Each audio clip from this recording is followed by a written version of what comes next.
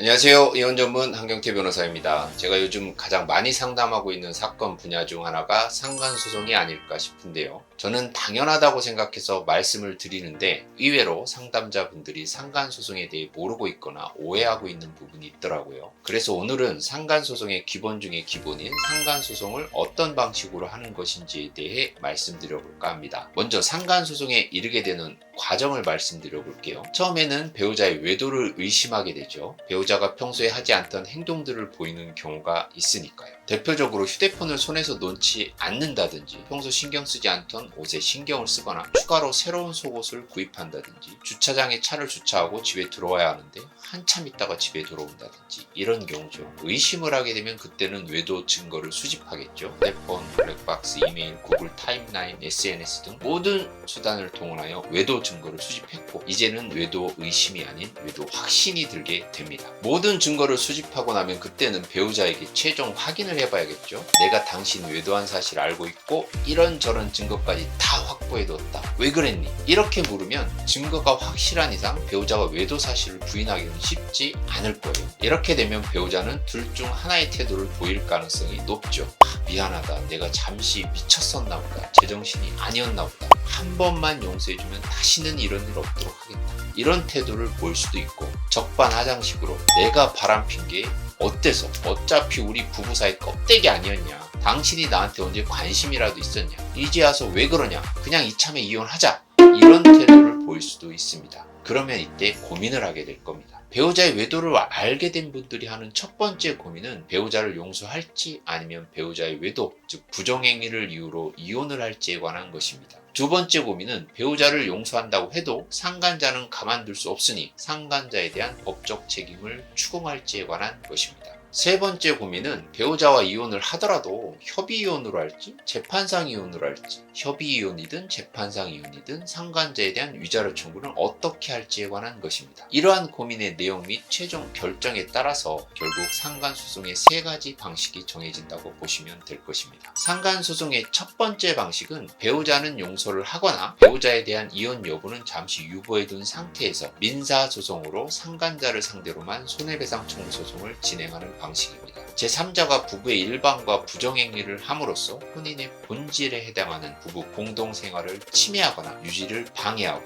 그에 대한 배우자로서의 권리를 침해하여 배우자에게 정신적 고통을 가하는 행위는 원칙적으로 불법 행위를 구성하므로 민사상 불법 행위에 기한 손해배상 청구를 하는 방법입니다. 이때는 관할 법원이 민사법원이 되는 것입니다. 즉 배우자와 이혼을 하지 않더라도 상간자만을 상대로 소송이 가능한 것이고, 간혹 이 부분을 오해해서 이혼해야지만 상간소송 가능한 거 아니냐 이렇게 얘기하는데 이게 아니라는 것입니다. 배우자와의 이혼 문제는 자녀 문제부터 경제적인 문제, 그리고 가족이나 주변 사람들과의 관계 문제 등 생각할 문제가 많기 때문에 이혼에 대해서는 숙고를 하더라도 상간자에 대한 응징이 분명히 필요할 수 있는 부분이기 때문에 이렇게 민사소송을 통해 상간자에 대해 손해배상 청구를 하는 것도 하나의 방법이 될 수 있다. 이것을 말씀드리고 싶었습니다. 상간소송의 두 번째 방식은 배우자를 도저히 용서 못해 배우자와 이혼을 하긴 하는데 배우자에게는 따로 이혼소송을 하지 않고 협의이혼을 진행하면서 상간소송을 하거나 아니면 이혼을 하고 난 뒤에 상간자만을 상대로 상간소송을 진행하는 경우입니다. 그런데 이때는 주의하실 것이 하나 있습니다. 배우자와 이혼을 진행하면서 배우자로부터 위자료를 받았다면 이때 받은 위자료 금액은 상간소송에서 반영이 되기 때문에 상간소송을 할 생각이시면 배우자로부터의 위자료는 별도로 받지 않거나 상간소송을 고려해서 적은 금액만의 위자료를 받으셔야 합니다. 상간소송의 세 번째 방식은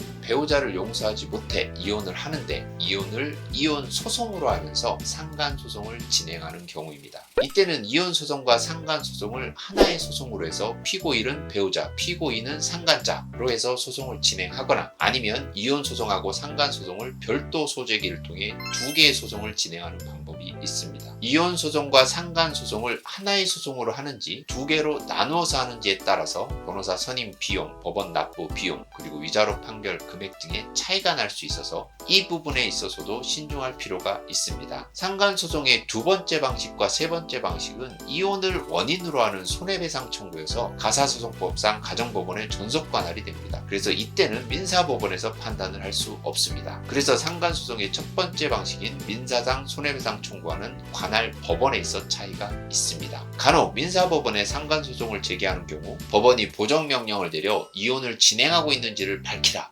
합니다. 이혼을 진행하고 있다면 가정법원의 전속관할이어서 가정법원으로 이송 결정을 하려고 하는 것이니 이 점은 참고하시면 될 것 같습니다. 오늘은 상간소송의 3가지 방식에 대해서 살펴보았습니다. 상간소송의 증거가 다 확보되었다고 하더라도 부부의 상황에 따라서 상간소송의 방식에 대한 전략이 필요할 수 있습니다. 상간소송과 관련한 방식이나 전략에 대해 상담을 받고자 하신다면 언제든 연락 주시기 바랍니다. 성심성의껏 답변 드리도록 하겠습니다.